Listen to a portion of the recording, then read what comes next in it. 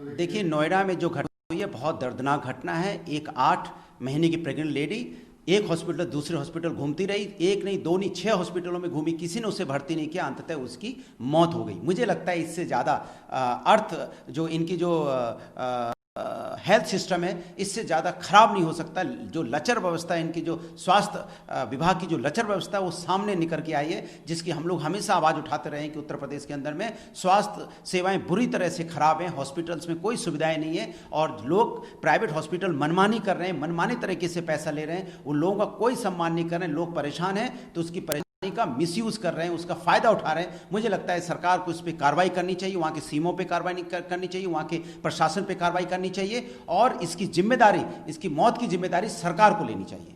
लगातार मुख्यमंत्री जी एक हॉस्पिटल से दूसरे हॉस्पिटल का मुआयना कर रहे हैं, लेकिन रिजल्ट क्या हो रहा है? रिजल्ट वही मौत। वही आदमी आता है, उसका इलाज नहीं होता है या हॉस्पिटल में एडमिट नहीं किया जाता है, एडमिट हो जाता है तो उसकी देखभाल नहीं होती, अंततः व्यक्ति की मौत हो जाती है। नोएडा में जिस तरह से एक गर्भवती महिला के साथ हुआ, 8 महीने उसकी प्रेग्नेंट लेडी थी लेकिन किसी हॉस्पिटल ने उसको एडमिट नहीं किया। तो मैं चाहता हूं कि क्या हो रहा है, आखिर दौरे से फायदा क्या मिल रहा है?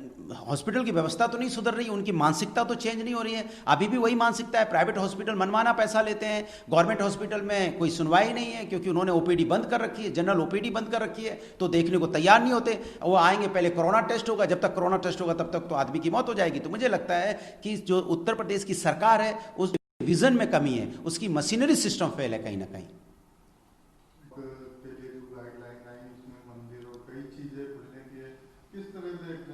देखिए, सरकार जिस तरह से हर स्टेज पे फेल होती जा रही है, सरकार का मुझे लगता है कि सरकार की जो गाइडलाइन होती है वो हड़बड़ी में आती है।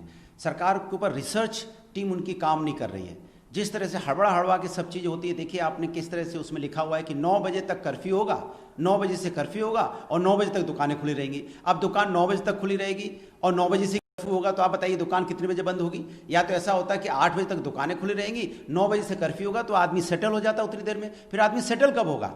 एक तरफ आप कह रहे हैं कि रेस्टोरेंट खुले होंगे, लेकिन रेस्टोरेंट के अंदर में जो जाएगा वो मास्क पहना रहेगा, उसको पूरे समय तक मास्क पहनना होगा। अच्छा बताइए, रेस्टोरेंट में जाएगा और पूरे समय तक मास्क पहनेगा तो खाएगा कब? तो मैं जानना चाहता हूं कि सरकार की ऐसी सरकार जो गाइडलाइन बनाती है उसमें कमियां छूट जा रही है, तो सरकार सीरियस नहीं है समस्याओं को लेकर। मुझे लगता है सरकार सीरियस नहीं हो रही है, इसीलिए कहीं ना कहीं कमियां छूट जा रही है। हमारा लॉकडाउन हम जो खत्म कर रहे हैं वो कहीं ना कहीं सक्सेस नहीं हो रहा है और लगातार जो कोरोना के संक्रमण है बढ़ते जा रहे हैं। केंद्र सरकार ने एक बड़ा फैसला लिया, उन्होंने केंद्र सरकार ने नई योजनाओं की शुरुआत पर रोक लगा दिया।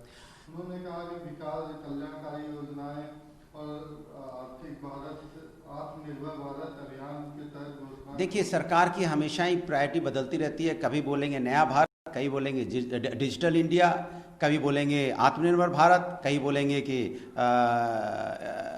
Vocal for local, local for vocal, कहेंगे 5 ट्रिलियन इकोनॉमी हम बनाएंगे। लेकिन मैं चाहता हूं, इतने दिनों से जो बात बोली गई है क्या कोई धरातल पे आई? क्या 5 ट्रिलियन इकोनॉमी धरातल पे आई? मेक इन इंडिया धरातल पे आया? नया भारत धरातल पे आया?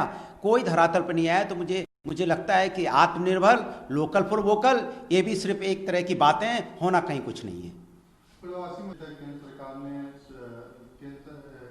कोर्ट ने केंद्र सरकार से यानी जवाब मांगा था, उसको लेकर केंद्र सरकार ने अपना हलफनामा दायर किया और कहा कि हमने जो प्रवासी मजदूर थे उनको ट्रेन, बस सब कुछ मुहैया खाने पीने। सबको पता है कि प्रवासी मजदूरों के साथ क्या हुआ है। ये मजदूर किसी विदेश के नहीं थे, ये मजदूर अपने ही देश के लोग थे, चाहे उत्तर प्रदेश के हों, बिहार के हों, बंगाल के हों, चाहे उड़ीसा के हों, चाहे राजस्थान के हों, चाहे दिल्ली, कहीं भी हों, ये सभी अपने लोग थे। लेकिन उनके लिए सरकार ने समय रहते न उनको ट्रेन मुहैया कराई, न समय रहते उनको बस मुहैया कराई। वो बेचारे पैदल चले, हजारों किलोमीटर पैदल चले। दुनिया ने देखा है चलते चलते न जाने कितनों की मौत हो गई। अगर ट्रेन लास्ट में आपने चलाई भी तो उनको खाना नहीं दिया, पानी नहीं दिया और भूखे प्यासे 80 लोगों की ट्रेन में मौत।